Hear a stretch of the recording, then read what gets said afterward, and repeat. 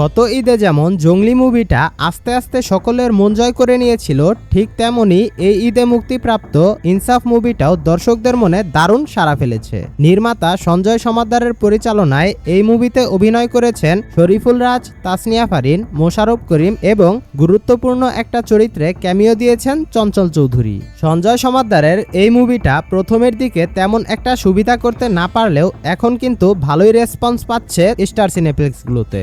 গত 27 জুন থেকে আগামী 3 জুলাই পর্যন্ত বিভিন্ন স্টার সিনেপ্লেক্সগুলোতে ইনসাফ মুভির শো বাড়ানো হয়েছে বলে জানান নির্মাতা সঞ্জয় সমাদ্দার। সেই সাথে সঞ্জয় সমাদ্দার আরও জানায় ইনসাফ মুভিটা তার ডিরেকশন দেওয়া প্রথম মুভি এবং তার প্রথম মুভিটাই 1 কোটিরও বেশি কালেকশন করেছে বক্স অফিসে।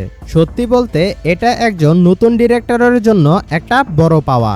সকলেই বলছে গত ঈদে যেমন জঙ্গলি মুভিটা ডার্ক হর্স খ্যাতি পেয়েছিল এবং সকলের কাছে অনেক জনপ্রিয়তা পেয়েছিল, ঠিক তেমনি এই ঈদে মুক্তিপ্রাপ্ত ইনসাফ মুভিটা সকলের কাছে অনেক জনপ্রিয়তা পাবে এবং ধীরে ধীরে ভালো একটা রেসপন্স পাবে দর্শকদের কাছে।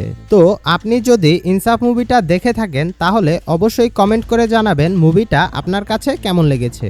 এরকম আরও ইন্টারেস্টিং মুভি রিলেটেড আপডেট পেতে আমাদের চ্যানেলটা সাবস্ক্রাইব করে আমাদের সাথেই থাকুন। সকলেই ভালো থাকবেন, সুস্থ থাকবেন। আল্লাহ হাফেজ।